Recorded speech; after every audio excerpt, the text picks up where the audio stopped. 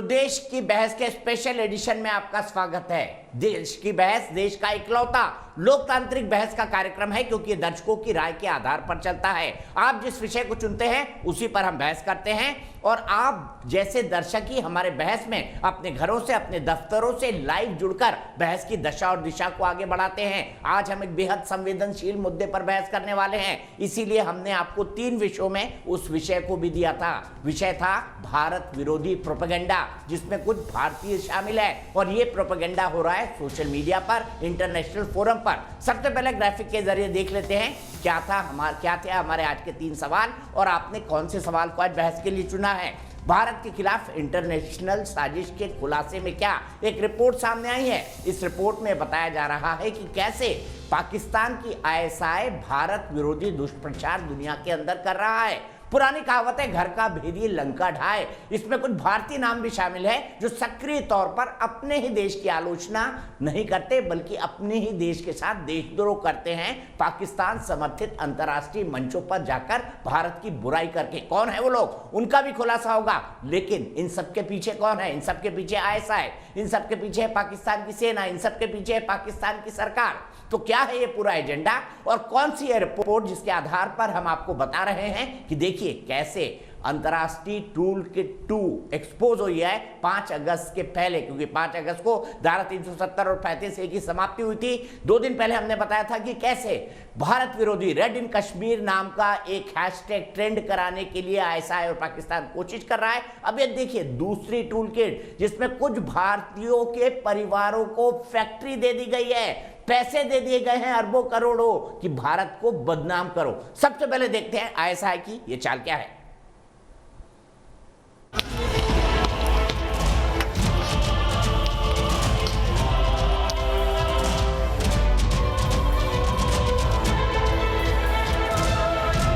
एक ही मकसद और एक ही टारगेट, कश्मीर के नाम पर भारत के खिलाफ कैसे प्रोपेगेंडा फैलाया जाए, कैसे भारत को बदनाम करने की साजिश को अंजाम दिया जाए। कश्मीर को मुद्दा बनाना और इसे सरगर्म मुद्दा बनाए रखने के लिए तमाम फरेब करते रहना। वो चंद मुट्ठी भर लोग हैं जिनका कोई वास्ता कश्मीर की हकीकत और सच्चाई से नहीं है,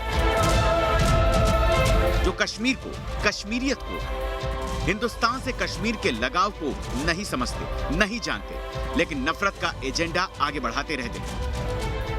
कश्मीर के नाम पर दुनिया भर में झूठ का कारोबार करते हैं। भीड़ को तितर बितर करने के लिए पैलेट गन के इस्तेमाल को ये फरेबी कश्मीरी आवाम पर जुल्म करार देकर दुनिया भर में ढिंढोरा पीटते हैं। कश्मीर में आतंकियों के खिलाफ मिलिट्री ऑपरेशन नफरत के इन सौदागरों के लिए जनता पर जुल्म का बहाना होता है। डॉलरों पर पलने वाले ये गिरोह तुर्की, अमेरिका, पाकिस्तान, ब्रिटेन और यूरोप के दूसरे देशों में ट्वीट स्टॉर्म कर झूठे मुद्दे उठाता है। यूके में और यूएसए में बहुत पहले से ये उद्योग चल रहा है, खास करके यूनाइटेड किंगडम में। आप दुनिया के जितने छटे हुए बदमाश, जितने छटे हुए टेररिस्ट लीडर्स, आप देखोगे कि उनका सबका कहीं ना कहीं तार लंदन से जुड़ा होता है। सोशल मीडिया के प्लेटफॉर्म का इस्तेमाल कर हेट कैंपेन चलाता है, टीवी की बहस का मुद्दा बनाता है, लेफ्ट विंग के अखबारों में कॉलम पब्लिश करवाता है। फरेब, नफरत, जलन, साजिश और प्रोपेगेंडा फैलाने वालों का ये गिरोह अपने मिशन में लगातार जुटा हुआ है, क्योंकि यह आतंक का वो खानदानी कुनबा है जो हिंदुस्तान से बेपनाह नफरत करता है। हिंदुस्तान के अटूट हिस्से कश्मीर की तरक्की इन्हें नापसंद है। 5 अगस्त 2019 के बाद इनकी नफरत और बढ़ गई। कश्मीर के नासूर धारा 370 को हटाए जाने से इनके नफरती दिमाग में भारत के खिलाफ जहर भरा गया है। पाकिस्तान के कश्मीर टूलकिट का पर्दाफाश करने के बाद न्यूज नेशन एक और बड़ा पर्दाफाश कर रहा है। भारत के खिलाफ नफरती एजेंडा फैलाने वाला खानदानी कुनबा कैसे साजिशें रच रहा है। देश की बहस में चर्चा है कि भारत विरोधी साजिश रचने वाले जान लें कि वो कभी कामयाब नहीं होंगे।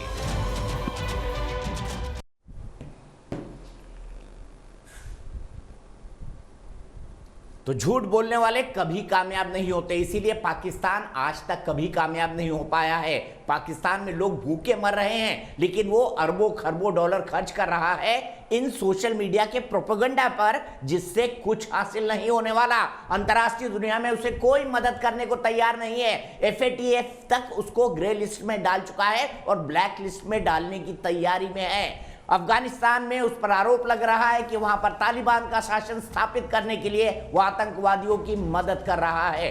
दुनिया में कहीं भी आतंकवादी गतिविधि होती है उसके पीछे पाकिस्तान और सिर्फ पाकिस्तान का नाम सामने आता है, ये हम सब जानते हैं। तो ऐसे में आज का सवाल इससे जुड़ा हुआ है और साथ ही साथ एक बड़ा मुद्दा है। इस भारत विरोधी गतिविधियों में देश के कई जयचंद और विभीषण भी शामिल है। देश के कई जयचंद शामिल है। भारत के भी कुछ लोग इस ISI के मोहरे बने हुए हैं। इसीलिए मैं सवाल पूछ रहा हूं, उन तमाम नामों का खुलासा 8:30 बजे करूंगा। कौन कौन वो नाम है? कई सारे लोग ऐसे हैं जो अंतर्राष्ट्रीय पुरस्कार जीत चुके हैं। कुछ लोग ऐसे हैं जो JNU जैसे संगठनों के, JNU जैसी यूनिवर्सिटी के अध्यक्ष रह चुके हैं। इसीलिए देश की बहस में हमारा आज का सवाल है, क्या एंटी इंडिया कैंपेन में शामिल भारतीयों का बहिष्कार होना भी चाहिए? ये मेरा व्यक्तिगत मत है, होना भी चाहिए, लेकिन आप इस पर जवाब दीजिए हाँ या नहीं में। तो आपको पता है जवाब कैसे देना है। आप हमारी वेबसाइट पर जा सकते हैं, आप हमारे मोबाइल ऐप पर जा सकते हैं, आप हमारे ट्विटर हैंडल पर जा सकते हैं, आप हमारे फेसबुक पेज पर जा सकते हैं। कार्यक्रम के बारे में कोई राय है, सुझाव है, आप शो में शामिल होना चाहते हैं तो हमें 9711002266 पर व्हाट्सएप करें। लेकिन सबसे पहले बता दूं, बहुत बड़ा पैनल जुड़ेगा आज, बहुत बड़ा पैनल अंतर्राष्ट्रीय होगा। आरती टिक्कू सिंह भी 9 बजे हमारे साथ शामिल होगी। वही भारतीय पत्रकार जिन्होंने बहुत ही शानदार भाषण दिया था धारा 370 हटाए जाने के बाद, कि कैसे कश्मीरी पंडितों को कश्मीर घाटी में मारा गया 1990 के दशक में। इसके अलावा आप जानते हैं देश की बहस में हमारे दर्शक जुड़ते हैं, तो पब्लिक के मंच में आज जुड़ेंगे अजय शर्मा दिल्ली से, नीतीश शुक्ला प्रयागराज से, अशोक कुमार गाजियाबाद से, संजीव सिंह मनहास जम्मू से और राहुल तिवारी रीवा से। ये हमारे पब्लिक के मंच के लोग होंगे। लेकिन उससे पहले मैं जल्दी से इंट्रोड्यूस कर देता हूं अपने पूरे पैनल को। मेरे साथ जुड़ गए हैं मेजर जनरल GD बख्शी, थोड़ी देर में जुड़ेंगे। मेरे साथ सुशील पंडित हैं रूट्स इन कश्मीर से, मेरे साथ प्रेम शुक्ला जी है भारतीय जनता पार्टी के राष्ट्रीय प्रवक्ता, मेरे साथ विवेक श्रीवास्तव जी है लेफ्ट के नेता, वकाराज भट्टी साहब हैं कश्मीर से आते हैं, पॉलिटिकल एनालिस्ट है, तहसीम पूनावाला है कांग्रेस के समर्थक है, पॉलिटिकल एनालिस्ट है। और ऐसे लोगों के साथ देखे जाते हैं जिनका नाम इस लिस्ट के अंदर शामिल है। सबसे पहले शुरुआत करूंगा प्रेम शुक्ला जी से। प्रेम शुक्ला जी, घर में नहीं दाने अम्मा चली भुनाने, और भुनाने किन दानों को जा रही है? भारत विरोधी दानों को, और इसमें भारतीय भी शामिल है। उन नामों का खुलासा होगा, लेकिन ISI को एक्सपोज करने का वक्त आ नहीं गया है अब अंतर्राष्ट्रीय जगत में कि ये देखिए ये हालत है इनकी। देखिए, लंबे समय से जो है एक भारत के बौद्धिक कौम में इस्लामी लेफ्टो इस्लामिक एलिमेंट रहा है। ये लेफ्टो इस्लामिक एलिमेंट और सिंडिकेट जो रहा है वो भारत के हितों पर प्रहार करने के लिए हमेशा से एक नैरेटिव, एंटी इंडिया नैरेटिव तैयार करता है। आपको फई फाउंडेशन पता होगा कि कश्मीर में बहुत लंबे समय तक कश्मीर के मुद्दे पर अमेरिका में उसने लंबे समय तक नैरेटिव बिल्डअप का काम किया, और उसमें जो है दलीप पड़गांवकर जैसे लोग वही इसके चीयर लीडर है, एक बहुत बड़े वही इसके चीयर लीडर है गुलाम नबी फई जी। गुलाम नबी फई का आपको अमेरिका में जब बाद के दिनों में अमेरिका को पता लगा कि वो आतंकी गतिविधियां जो अमेरिका विरोधी थी उनके साथ भी गुलाम नबी फई का जब जो है संबंध निकला तो उसके खिलाफ कार्रवाई हुई। लेकिन भारत में क्या किया गया वो भी देखिए। जब गुलाम फई पर कार्रवाई अमेरिका में की जा रही थी, पैरेलली भारत में उन्हीं लोगों को कश्मीर के मामले में कांग्रेस की डॉक्टर मनमोहन सिंह की सरकार ने इंटरलॉक्यूटर नियुक्त कर दिया। यानी जो भारत विरोधी नैरेटिव को अंतर्राष्ट्रीय मंचों पर खड़ा होकर पुष्टि करने का दुष्कर्म करता हो, ऐसे लोगों को आप इंटरलॉक्यूटर बनाया करते थे। उसी का परिणाम था कि लंबे समय तक आपका भारत का अभंग अंग, जिस पर आप स्वयं की संसद में 1994 में आप कांग्रेस की सरकार और खड़े होकर सब मत से कहा जाता है कि गिलगिट बाल्टिस्तान समेत पाकिस्तानी कब्जे वाला कश्मीर भी भारत का अभिन्न अंग है। भारत का हर नागरिक इसके साथ खड़ा होने को हमेशा से संकल्पबद्ध होता है। उसके बाद आप जो भारत द्रोही गतिविधियां करने के लिए फई फाउंडेशन से फेलोशिप लेकर ISI के इशारों पर काम करने वाले लोग हों, उनको आप इंटरलॉक्यूटर कैसे नियुक्त करते साहब? इरादा क्या होता है? तो इस देश में सत्ता में भी लेफ्टो इस्लामिक जो सिंडिकेट था उसने बैठकर भारत के राजने के साथ, भारत की वैदेशिक नीति के साथ, भारत के इतिहास के साथ, भारत की अकादमी के साथ भयंकर दुष्चक्र रचे हैं। उसका परिणाम इस देश को भुगतना पड़ा है। ठीक है, सीधे तहसीम के पास चलता हूँ, हाथ उठा रहे हैं। तहसीम फई के समर्थक आप भी है क्या? भारत के कई नाम है जिनका 8:30 बजे मैं खुलासा करूंगा, जो फई के साथ गाय बागा दिखे।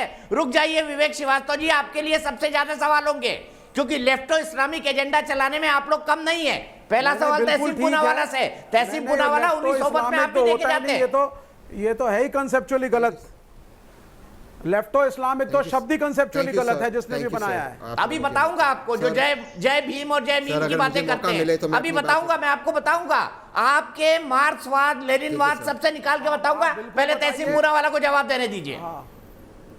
कुछ नहीं, आपके जितने चेले घूम रहे हैं ना आजाद कश्मीर के लिए कि कश्मीर को आजादी दे दो, आजादी दे दो, सबके नाम एक्सपोज होंगे। आप सुने जरा, सीधे में चलता हूँ तहसीम पूनावाला कुछ नहीं है, सबने देश की सेवा करी है। इनको आपको मैं सुनाऊंगा विवेक श्रीवास्तव जी, आपको मैं सुनाऊंगा। थोड़ा थम जाइए, तहसीम पूनावाला को बोल लेने दीजिए। हाँ, मैं इंतजार करूंगा। जी जी बिल्कुल बिल्कुल। Thank you sir. सर मुझे दो या तीन, देश में बड़े जयचंद भरे पड़े हैं। 2 या 3 बातें संक्षेप में बोलनी है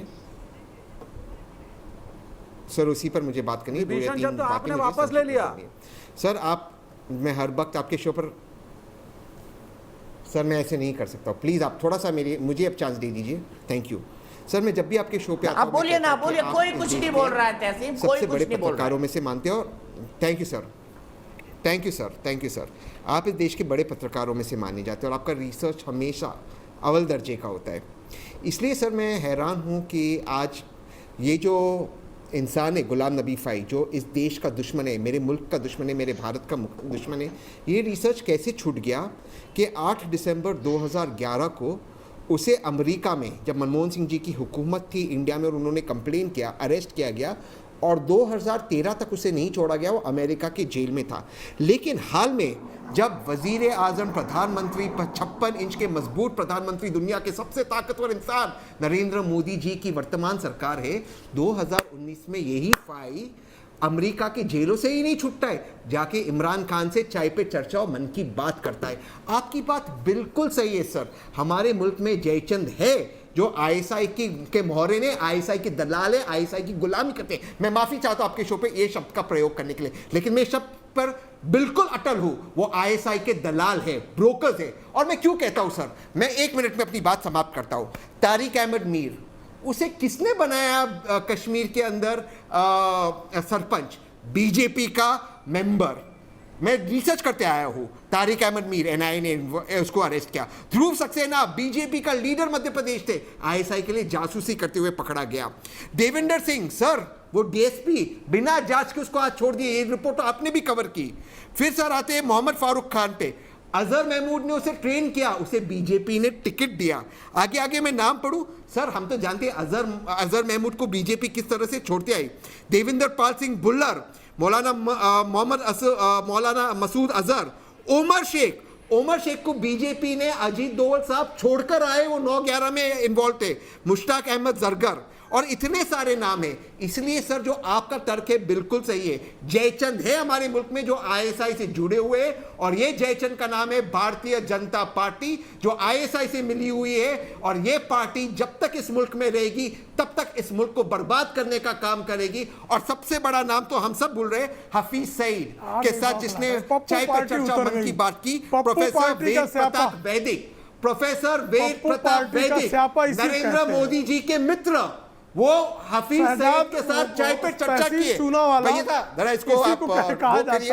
ये देखिए गलत जानकारी रखते हैं। आजकल देखिएगा वैदिक जी क्या लिखते हैं, वैदिक जी नरेंद्र मोदी सरकार के बारे में क्या लिखते हैं, वो भी पढ़ लीजिएगा। आजकल लिखते हैं ना, के लिए पहिया रहे हो। बताइए, आप पर आरोप लग रहा है कि भाई आप आईएसआई के समर्थक हैं। जब हफीज सईद के साथ मुलाकात किए,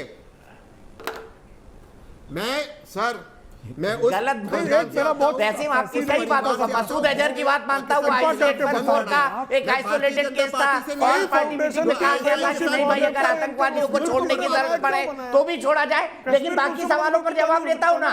गुलाम नबी फई आपके कार्यकाल में कैसे छूट गया बताइए? प्रेम शुक्ला जी जवाब दीजिए इसका। ये गुलाम नबी फई जो है वो अमेरिका का अपराधी, अमेरिका का अपराधी, अमेरिका के कानूनों के अनुसार उस पर कार्रवाई हुई। वो भारत विरोधी गतिविधियों में शामिल रहा, भारत विरोधी गतिविधियों के प्रमाण के अनुरूप उसके खिलाफ कार्रवाई करने का भारत का अधिकार है। लेकिन वो अमेरिका में बैठे हुए, तो पाकिस्तान में बैठे 2011 में उनके कानूनों के अनुकूल उसका इंटरव्यू पर नहीं 2011 में वो कहता है मैं मनमोहन सिंह के दबाव में अरेस्ट हुआ। नहीं सुन तो वो कहता है मैं मनमोहन सिंह के दबाव में अरेस्ट हुआ और मोदी जी आते हुए उसको छूट गए। श्रीमती सोनिया गांधी के जो प्रियजन थे आप लोग तो इमरान खान फई के चंदे पे क्यों पलते थे बताइए ना? फैयाइए मत। पूना वाला अरे मेरे भाई लोग पुलवामा के समय कहा थे मोदी जी आईएसआई की दलाली करने वाली पार्टी को पहचानते हैं। देवेंद्र सिंह को क्यों याकूब नहीं मेमन पकड़ा? जो है क्यों उस पे एक्शन नहीं हुआ? कांड का अभियुक्त याकूब मेमन कांग्रेस की अमन कमेटी का मेंबर था, जानते कि नहीं आप? नहीं, अब सुनिए, अभी आप सुन लीजिए जरा। याकूब मेमन का नाम गलत बात है सर, इसको फांसी की सजा हुई। सर ये गलत है, कांग्रेस की अमन कमेटी का मेंबर था। सर मैं डेफेमेशन का ये प्रमाण है, प्रमाण है, ये गलत है, प्रमाण है। और टाइगर मेमन के लिए मुरली देवड़ा ने पासपोर्ट के लिए पत्र लिखा था। ये भी सब नहीं, प्रमाण भेजता हूं, प्रमाण भेजता हूं। मुरली देवड़ा जो आपके पेट्रोलियम मंत्री हुए कालांतर में, उन्होंने टाइगर मेमन के पासपोर्ट बनवाने के लिए लेटर लिखा। नूरा इब्राहिम, दाऊद इब्राहिम का छोटा भाई, यूथ कांग्रेस का पदाधिकारी, साउथ मुंबई यूथ कांग्रेस का पदाधिकारी, वो भी भेज देता हूं आपको। तो आप तो अपराधियों का गिरोह हो। और ये जो है चंद्रिका केनिया ने निर्वाचन आयोग को लिखित आरोप लगाया और उसकी जांच हुई तो सत्य पाया गया कि बाकायदा रज्जी नाम का ड्रग्स का स्मगलर कांग्रेस का पदाधिकारी था और वो जो है बूथ कब्जे करता था। और आपको कितने बताए थे? देवेंद्र पांडे पहला विमान अपहरण कौन था? पहला विमान अपहरता देवेंद्र पांडे। अपराधियों की आप सारे अपराधों से, और तंदूर कांड वाला केशव शर्मा इस देश के स्मृति पटल पे एकदम से ताजा है। तो आप कृपा करके अपराधियों, आतंकवादियों के समर्थन करने वाले लोग, लोकतंत्र पर भारतीय जनता पार्टी को, नैतिकता पर भारतीय जनता पार्टी को, शुचिता और अनुशासन पर एक प्रश्न का जवाब दीजिए कहीं से ठीक भी है। मैं सीधे सुशील पंडित के पास जाता हूँ, तहसील में आपके पास आऊंगा, लेकिन गुलाम नबी फई, तहसील पूनावाला जी एक मिनट, तहसील पूनावाला जी सिर्फ एक मिनट। गुलाम नबी फई पर मुझे काउंटर चाहिए आप ही की बात का, उसके बाद मैं आपके पास आऊंगा। मुझे ये बताइए सुशील पंडित, क्या गुलाम नबी फई मोदी सरकार के कारण छूटा जेल से? इससे बड़ा मजाक कोई नहीं हो सकता। गुलाम नबी फई अमेरिका की जोरिस्डिक्शन में है, अमेरिकन कोर्ट्स और अमेरिकन क्रिमिनल जस्टिस सिस्टम की जोरिस्डिक्शन में है। भारत अगर वहां से किसी को छुड़ाता है तो मुझे याद पड़ता है कि राजीव गांधी ने मोहम्मद यूनुस के बेटे को छुड़वाया था जो वहां ड्रग्स के आरोप में बंद था, और वो एंडरसन के बदले छुड़ाया गया था जिसको कि यूनियन कार्बाइड केस में भारत से भगाया गया था। तो ये लेन देन तो मुझे याद है 80 के दशक में हुआ था कि आप एंडरसन को मत पकड़िए, हम मोहम्मद यूनुस के बेटे को छोड़ देंगे। शहरयार उसका नाम था, वो ड्रग्स केस में बंद था। उसके बाद भारत की तरफ से कहीं उनकी ज्यूरिसडिक्शन में किसी को छुड़वाया गया हो ये मुझे याद नहीं पड़ा। मोहम्मद गुलाम नबी फई जो है वो आईएसआई से पैसे, सुशील भाई एक ब्रेक के लिए रुक रहा हूं, ब्रेक के बाद सबसे महत्वपूर्ण हिस्सा आएगा।